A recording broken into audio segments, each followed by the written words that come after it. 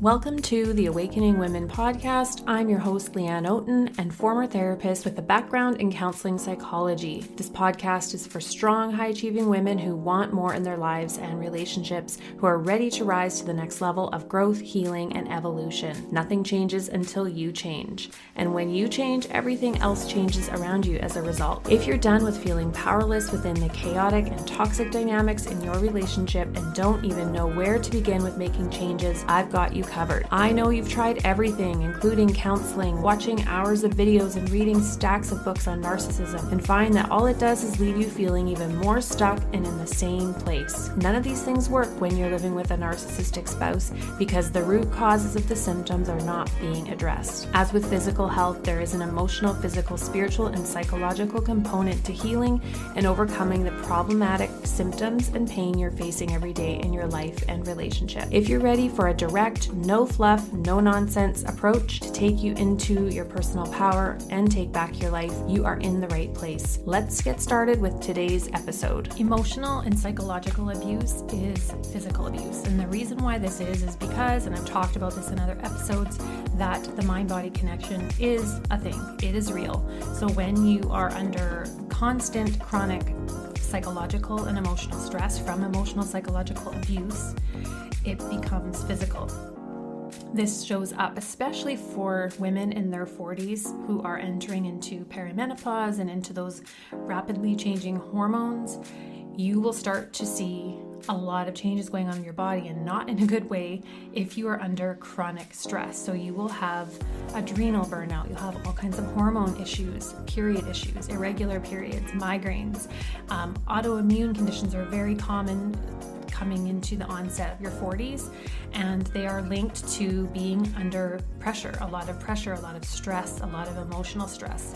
And when you are not getting the reprieve from that, you're not getting the break from that, and it's just chronic, even when you're not around the person, you're still thinking about it. You're still ruminating about it. You're anticipating their return. You're anticipating what they're going to say when they get home or when they get back from their trip.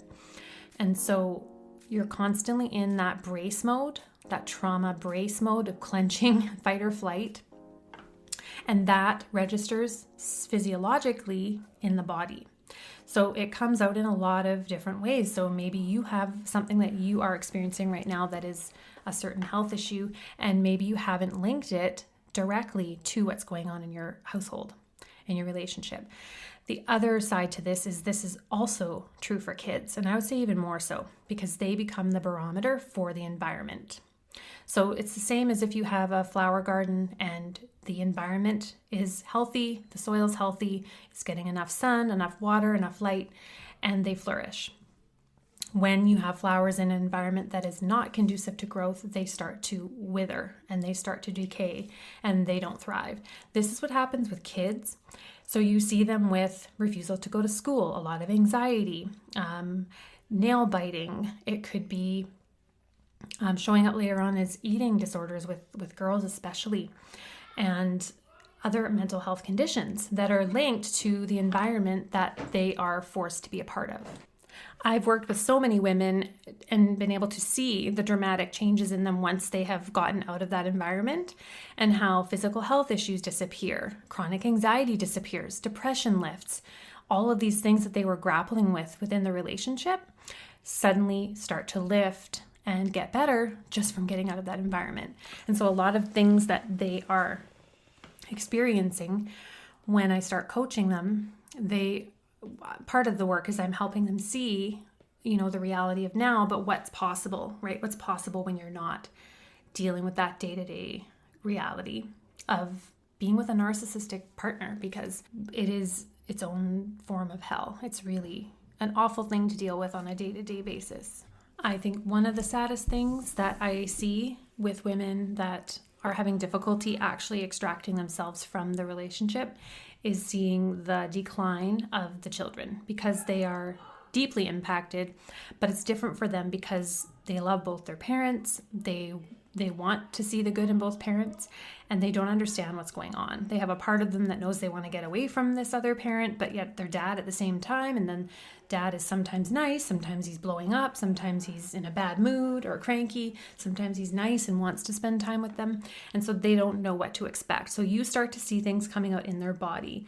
And as I said, it's common to have school refusal where they're suddenly too anxious and too afraid to go to school, partly because they sense something is up with you and they want to make sure that you're okay or that you're going to still be around, because they have all these different insecurities that are coming up based on the dynamic in the home. So again, this is very common. And this is how the mind starts to be reflected in the body of everyone in the household, except for the one that's wreaking all the havoc. That's what's really the twister here, is they don't seem to be at all fazed because they're the ones that are inflicting it. You are in the environment of it, and once you get out of that environment, then those problems start to disappear, even though your kids will still have some healing to do, and there's going to definitely be some long-term wounding that's there being raised by a father like that they're still going to have to deal with and heal and go to therapy. And they will have you because you are getting your support, your coaching, your proper guidance so that you can be there for them. And that's the key. So if your kids are struggling with anything, they will only be able to do as well as you are as the mom. And so your job is to make sure you are taking care of you. You have the support on all levels that you need. Mentally, emotionally, physically, spiritually, in your home, logistically, all of it. And so remembering that your kids will only be able to do as well as you. Your job is to dedicate yourself to the project of you. Stop trying to change him. Stop trying to fix the relationship, because it's not going to happen. And so then you take that energy and you refocus it toward yourself so you can be there for your children. Thanks so much for tuning in to this edition of the Awakening Women podcast. If you love this episode, please take a moment to share it and leave a 5-star rating and review. If you're ready to take your next step, head to the link in the show notes to sign up for my latest free class. Also, be sure to follow me over on Instagram at Awakening Women Official and join the conversation. Thanks so much for tuning in, and I'll catch you again in the next episode. Take care of yourself in the meantime, and I'll see you online.